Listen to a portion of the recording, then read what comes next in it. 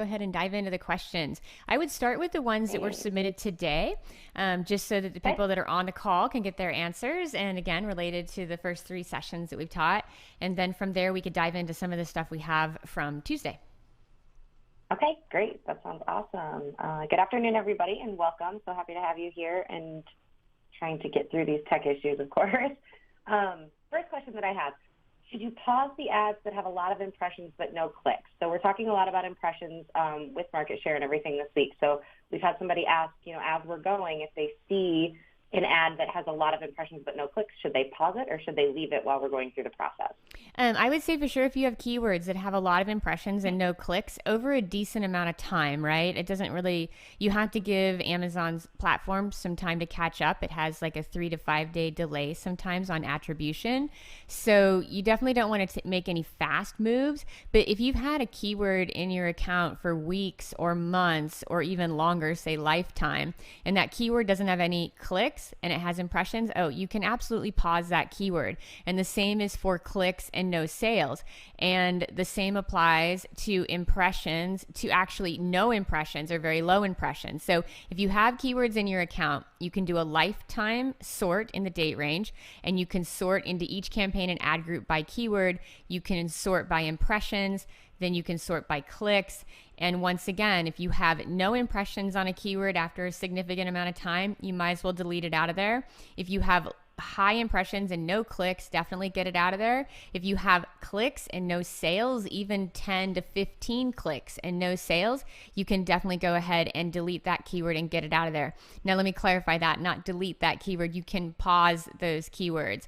If they've had 0 impressions, you might as well just delete them, but you don't necessarily have to. You can just pause anything that's not working. You don't have to archive it. But if it hasn't had any traffic or sales, there's no harm in archiving it because, again, Amazon's only looking at sales history. And if the keyword hasn't compiled any sales history, it's fairly invaluable. It's not valuable at all in your campaigns. Okay, great. And then the next one, this one is a keyword research question. Should we still use Amazon PPC auto campaign for research purposes, or should we ignore and use Helium 10? Oh, yeah, absolutely. No, and even Helium 10, like Helium 10 is a great place to get your basic seed keywords, but the very best place to get keywords is not from an auto campaign, but from a manual campaign and your search term report. The auto campaigns are not targeted. They're targeted for remnant traffic or inexpensive traffic. You're going to get a lot of placement with the auto campaigns, but it's not hyper targeted, and it's certainly not going to show you which keywords that you need in the long tail to work for you. It's going to be a lot of short tail general keywords and a lot of placements on various ASINs. That's what auto will deliver for you. You need to get the good solid seed keywords out of Helium 10 or another tool, just the keywords that really define your product in the shopping cycle. And then you got to let your search term report from a manual standpoint mine those new keywords.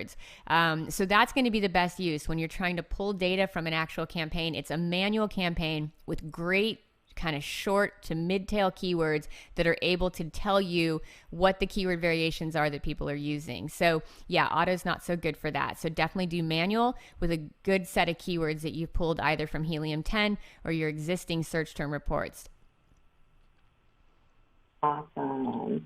And we've had a couple of people ask this. Can you just give just a general description of what you mean by above the fold? I know that's a phrase that you use quite a bit in the course and everything. So if you could just give them a quick description of that. It's going to be what people see when they go to Amazon.com before scrolling. Above the fold is a classic advertising term, and it just simply means what real estate the buyer, shopper, what real estate they see when they go to Amazon.com, either on the desktop or mobile app, and then what do they see without scrolling, and what do they see without having to scroll very far. When you get beyond, say, the first like couple ad placements, and then that there's like 3 good organic placements, when you get much below that, you're down to about maybe 20% of total traffic share that you're ever going to see. So 80% of the action is going to happen above the fold, or at least above organic position. If you want to be generous, you could say position 5, but I would say organic position 3 if you were going to be conservative. So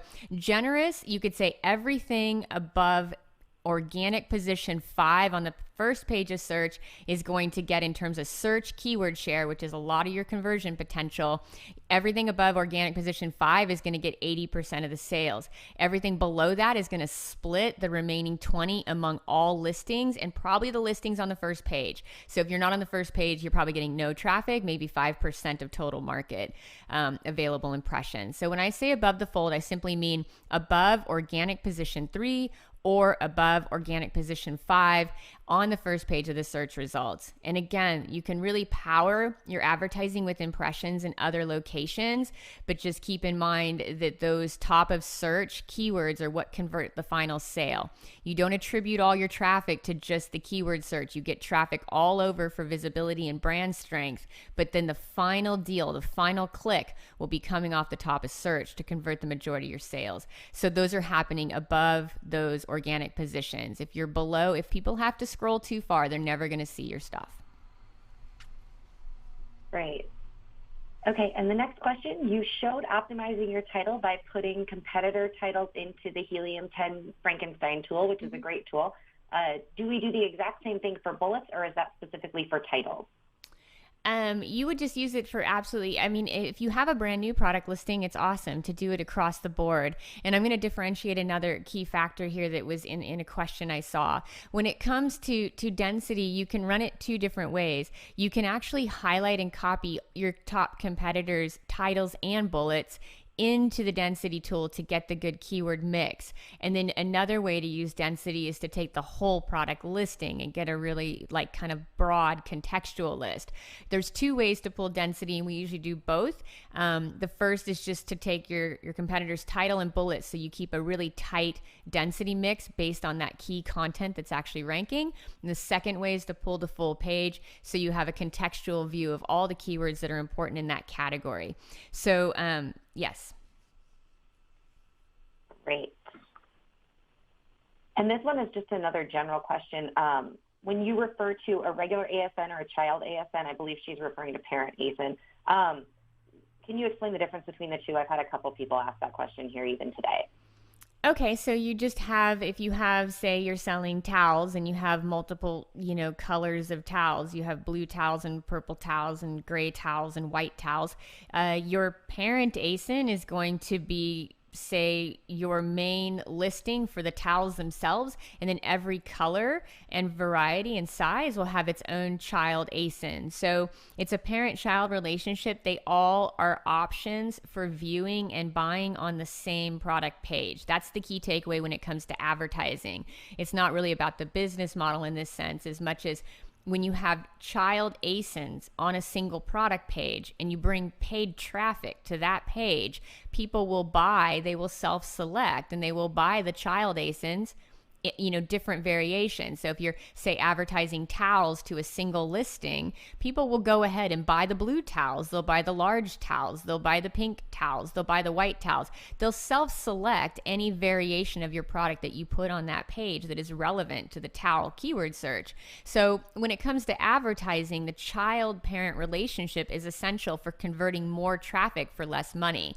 In that sense, you're bringing someone to the page, and regardless of what towel keyword they clicked on, they're going to have multiple options on your page to purchase colors, sizes, and that's going to allow them to self-select, and you're going to convert more traffic to sales than if you, say, separated those products out. Because then, again, maybe they come to your page and they weren't looking for white. They wanted blue, or they wanted something larger. When you put those options on the product pages, just with the good parent-child relationship, you only have to bring one piece of traffic there, and then you will have lots of towel sales, regardless of how hyper-targeted the keywords are. Awesome. Okay, so next question. And I know you've gone over this a few times. I know that I've heard you go over this a few times, but just for clarification, how do you determine when to put a keyword into its own group? Okay, so that's a great question. I love that question. I'm glad someone's asking that today. Okay, with that, there's a few things to differentiate on segmenting keywords. First of all, do not in any way get any indication in my training. And again, the very best thing for you to do is go back and review those preview sessions. And it's really going to be session 2 that details this. And in terms of really paying attention to the strategy, you only want to separate your top 20% of keywords based on volume and sales velocity. When I say sales velocity, I'm asking how many orders does that keyword drive? Does it drive 20 orders, 50 orders, 1,000 orders? And then it needs to be, that keyword needs to have massive or the highest volume potential in all of your keywords. So when you pull it through Helium 10, or even looking in one of your reports by impressions, which keyword has a lot of traffic potential? That's the winner to separate out. Low volume keywords aren't going to do any kind of magic for you if you separate all your keywords. Anything that doesn't get a ton of traffic is not going to work for you in a single ad group. The key with that is you need to only look at the very top performers with high volume potential. So it's your main primary seeds. So when I say adding single ad groups over time, I mean from new short tail modifiers. So for an example of that, I may have a single ad group on women's jeans, right? And I may have it at broad and phrase. Now I find the word skinny in one of my reports. Now I have 2 new, and skinny is showing good sales potential and high impressions, right? And it has good search volume. I'm going to separate skinny into its own ad group, broad and phrase. Not any other variation of skinny, nothing long-tailed, nothing complex, only the word skinny because it's converting for me in my search term reports and it has volume potential.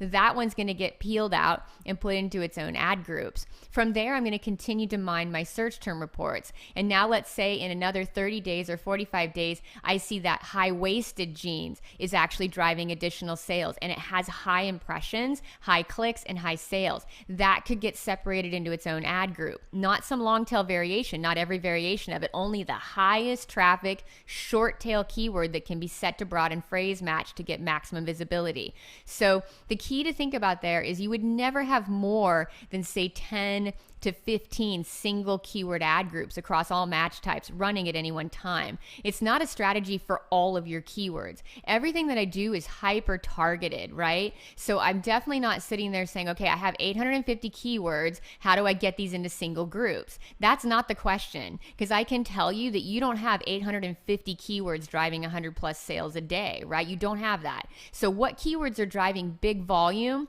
big orders, big impressions? Those are the only ones that you separate out. If you don't have any data, you only look at the search volume numbers in your broad match out of a tool like Helium 10. Again, in the stuff that we looked at this week, women's jeans is interesting, right? Skinny jeans is interesting. Very little after that was actually interesting to test. So you really want to be looking at high volume, high potential, and really you want to be looking at what's actually producing orders before you ever think of sectioning it out into its own ad group. All right. Can you clarify for some people? We've had a couple people ask about the difference between top of search and other. So looking at where those keyword ads are showing up, top of the search versus other. Yeah, and you're not going to get specifics. Amazon's just not going to give you specifics. It's just not like that.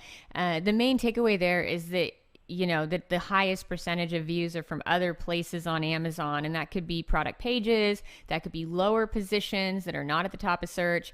Amazon just really prioritizes top of search because 80% of sales come out of there, which is why advertising is so powerful. But essentially what you're going to find is in terms of the other placements, it just says other literally, and that just means other places on Amazon. They don't get any more specific, so we don't know either, and nor do we need to. All we need to know is that when we power our ads with these strategies, when we focus on the broader terms and we focus on search term mining, we get more placements. We focus on competitors and product pages. It's not, there's not ever going to be with advertising like a specific science. There's much more of it in search and Google, but on Amazon, it's not as like granular because they don't reveal the actual placement placements to you. They don't reveal like actually where you're showing up at. So you just have to know that the other placements are incredibly valuable, and you want to be maximizing your visibility and not just focusing on like, say, exact match keywords and search terms. You want to really be thinking about broader visibility, because the other placements, regardless of where they are, is where all the impressions and brand visibility takes place. And that's what drives those conversions. So they don't give you like a specific, you know what I mean? And we don't know it and they don't share it. So it's just going to be other places that are not at the top of the search results. Great. So would you say that like if they were saying 3% is in their top search and 97% is in other, would that be a bad thing or would that be a good thing? No, that would be, you'd need to balance that out a little bit. You'd like to see, because you're 80%, okay, so 80% of your sales conversions, the final click. The one thing to remember with advertising is it's not a one-click attribution channel, not in any channel. So no one just looks at an ad one time and buys, and that's how it happened. The way advertising works is it's about repetition and it's about visibility. So everything from your organic listings, your ad placements, your product page listing placements, all of those placements work together through repetition to close the final sale. And that also includes the way people shop. So if they've come in and said, okay, I want women's jeans, I want skinny jeans, I want skinny ripped women's jeans, all of those searches within that session are going to be shopped, and not, you know, just because someone buys on the final keyword, which is women's ripped skinny jeans, that doesn't mean that that's how they got to you. They saw you in multiple places prior to making that buying decision. So the one thing you want to keep in mind with advertising is it's just not a one-click attribution kind of platform.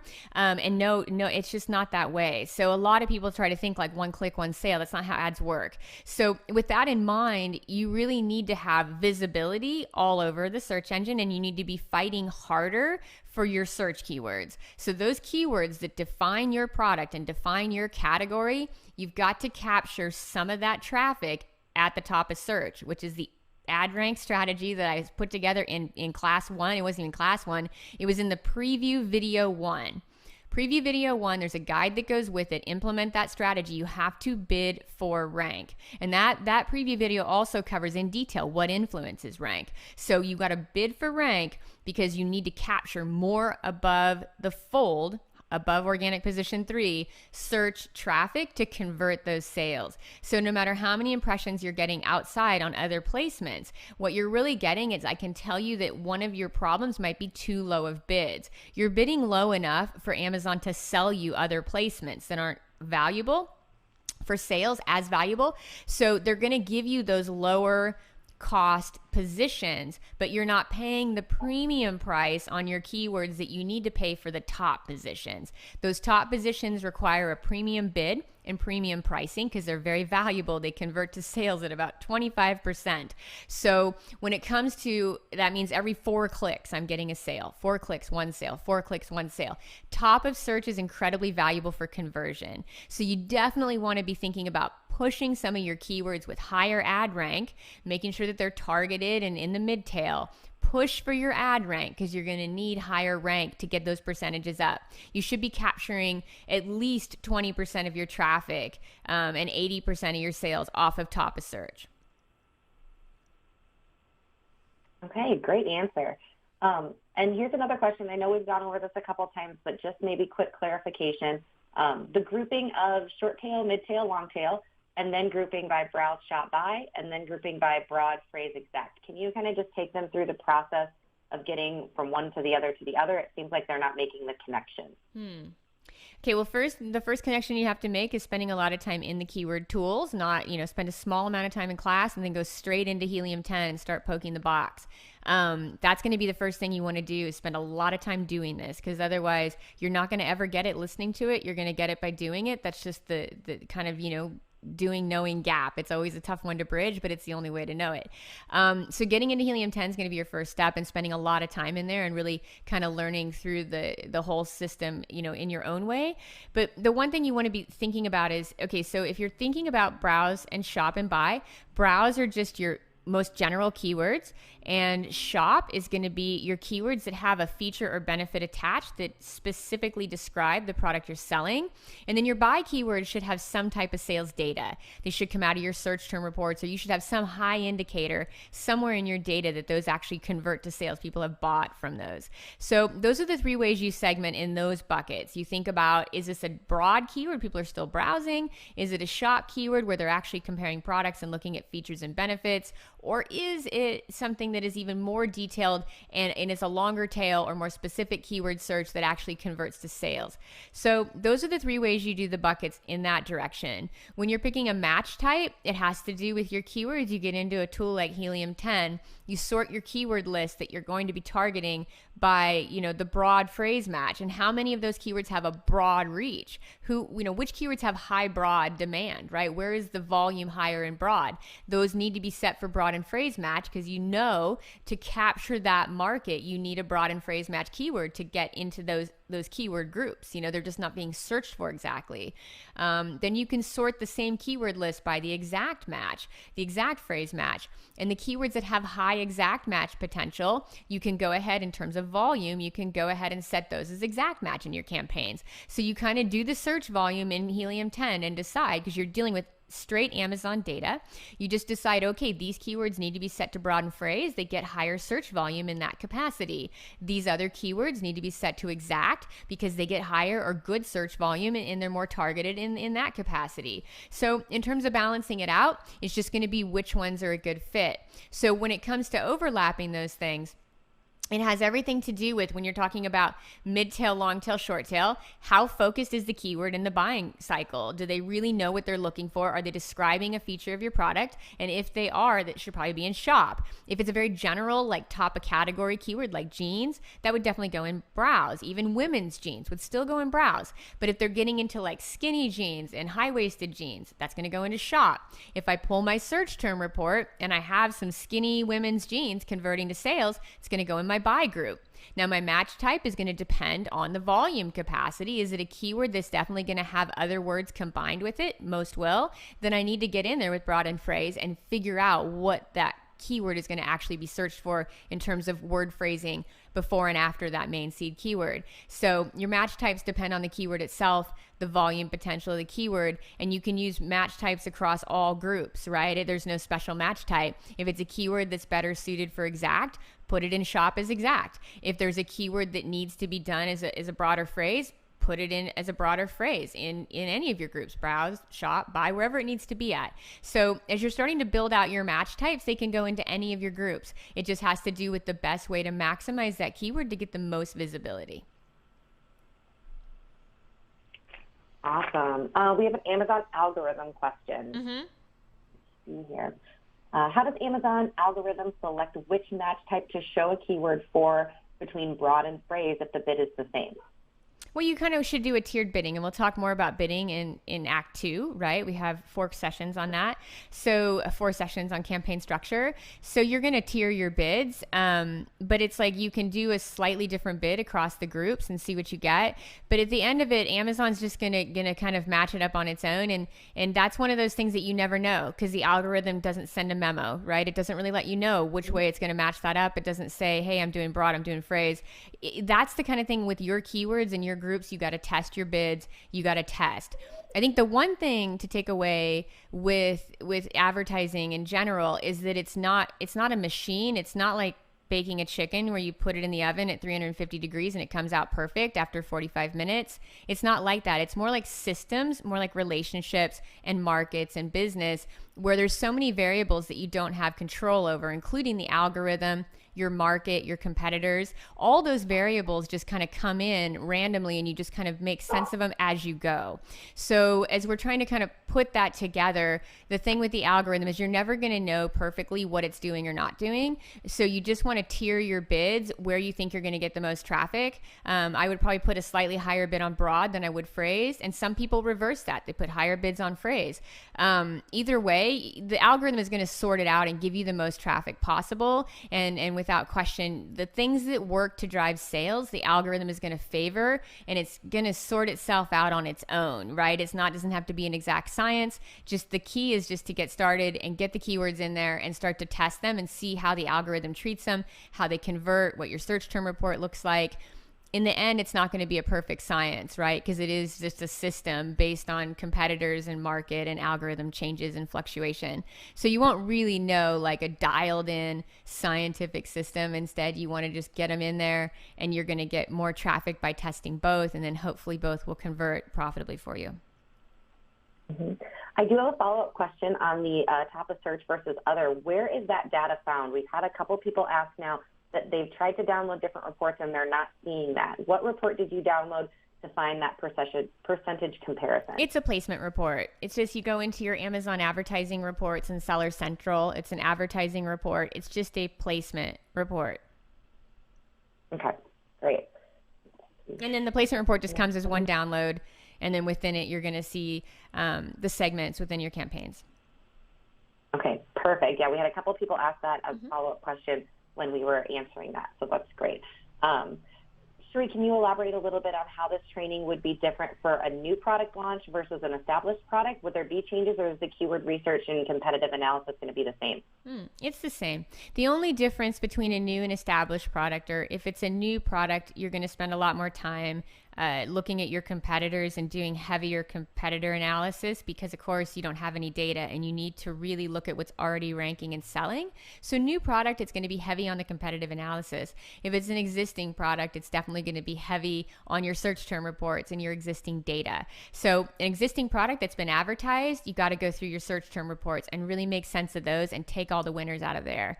If it's a product that is existing and hasn't been advertised a lot, then you got to go dive into kind of like a new product, back into the competitors, and start to kind of break down the data. So the only difference is going to be how much data is available in your search term report to start with, conclusive data on what sells for you. That's going to make a big difference. And then you just want to make sure that if it's a new product, that you're just doing that competitive research, so you really have an understanding of the keywords that are working across the category to drive sales, so you can jump in there with a good head start. Great. And then the other detail that's not related to advertising at all is just reviews. Like, you just have to have good, substantial reviews, whether it's a new product or an existing product. You have to have a good amount of reviews, at least 5, and you need to make sure that they're really high quality reviews before you go advertising to the page. So optimizing your reviews is the very first step to anything, whether it's new or existing. Because if it's existing, you need 4.5 stars. If you have 4-star reviews in Amazon, of course, we know that's a disaster. So if you have 4-star reviews, you've got to get those optimized before you start putting money in your ads. Okay, great. We've got a lot of great questions coming in, but guys, again, we're not going to be talking about campaign structure, building campaign, bidding, budget, all that stuff. We're not going to cover that today. So just want to make that clear that we're not ignoring your questions, but it's just off topic for what we're covering today. We've got somebody who's got, they're looking at their clicks versus impressions. They have more clicks than impressions. Have you ever seen that before, Sheree, or what do you think is kind of going on with that? Probably just a gap, probably just an issue in the data. Amazon's not perfect. Like I said, it's not a science. It's probably just an issue in Amazon's data back to you. I wouldn't worry too much about it, because as you start to get broad coverage and your ads start to scale, you'll have just so much more data and so much to view. I wouldn't worry so much about one being a little bit skewed. It's probably just an error or something that, some anomaly that doesn't really matter in the big picture of how you're going to get the traffic. Great. Let's see here. And then how's it going, Melissa? Quick feedback. How's it going on the audio front? Is everyone hearing clear now? I don't know if they're hearing clear. They're still saying that the audio is kind of choppy, but I think everybody's just kind of accepted that that's what it was. Okay. Great. They are sending feedback on future sessions, so we can take a look at all that later. Okay, good. What they want to see. Yep, of what they want to see. If it's pre-recorded or if they go live, I've seen a lot of people be disappointed that if we decide not to go live anymore, they do like that they can ask us questions, live, and that's great. Yeah. A lot of these are getting to be bidding and budget questions. Okay, so are we done, Melissa? Do we have any other questions queued up from on Tuesday related to competitive analysis keywords or any of that? I think we kind of went over everything, because it's getting to be, you guys are asking great questions, and it's kind of the repetitive questions. So we're trying to answer them as generally as possible so that you can apply it to each of your products and each of your campaigns. So if you guys are sending us a lot of really specific stuff, we can't obviously cover all of your data within there, so we're trying to answer it as broadly as possible with still being helpful. Let's see here. I think that's kind of all we've got for today is what I'm looking at. Okay, great. Anything specific you wanted to cover, Cherie? I think just anything that we saw on Tuesday's session related to just the 3 topics, if those are there. I think a big thing to touch on is that we went ahead and I restructured the competitive analysis process, and I'm doing a doc. I'm almost done with it this morning. I restructured it, and I'm doing a guide on that, and I did it in a different way because it seems like our template, what we use at the agency, it wasn't easy for people to figure out. Again, we just use a ton of sheets over here. It's an advanced, we do advanced strategy. If you were doing any less than advanced strategy, you wouldn't be getting results in a marketplace this competitive. So we just sort of put everything in a sheet, and that probably was obviously not helpful for you guys. I apologize. So we've gone ahead and reworked it, and I've simplified it so that you can do it all through a single tool with just a single download. So it's 12 steps. It's really simple. We're just about done with that. Screen caps are done. Guide is done. We just need to kind of button it all up and get it over to you guys today. I know we sent out, I'm sure you guys got it through email. If not, it should be posted here, Melissa, in the chat, the Q&A transcript, the PDF. You can ask Andy to make sure that's posted here, or it's somewhere visible where everyone can get a hold of that. So we got our first Q&A transcript out for you guys and totally buttoned up. So I think the guide on competitive analysis, and then I think having your transcript should help you quite a bit with some of the more advanced stuff. And then my suggestion is just to get into Helium 10 and start kind of, doing some keyword research and downloading some files and just kind of looking at that and seeing how far you can go, just learning the tool in real time with your products and keywords. It's going to help you a lot. And then next week, we're going to just kind of go into the high level priorities. So it will bring all this together. So that's the beauty of the 4th session is we go back and we review our competitive analysis, we review our keyword research, and we review our market share, and we put that all into one strategy and one sheet that will then carry with us into the campaign setup phase. So I think that's going to help a lot of you guys get kind of the final concepts in one place, which will be next week. And I really, after reading all your questions, just so we see the questions and we're answering them. Like Melissa was saying, if you're going ahead of yourself into campaign structure, bids, and budgets, that all is covered in Act 2. It's going to take us 4 weeks to teach you that stuff. It won't be something we can answer on a Q&A. It's something that we need to give you 4 weeks of training so that you can refer back to it and get the foundation right before you ask questions, because there's just a lot of layers to it. It'll take 4 hours to explain it, so we can't really do it on a call. But we definitely will be covering that. And without question, I think that next week will help you guys kind of get prepared for the next 4 weeks and what we have ahead so that you're ready with everything we've done so far in one spot. And that's pretty much what I have today. And I appreciate all you guys coming out. Support will go ahead and be looking in the members area, post that competitive analysis guide. And then we'll pull down that template because we redid it in this guide so that you guys have a really clean step-by-step process that you can follow. Until next time.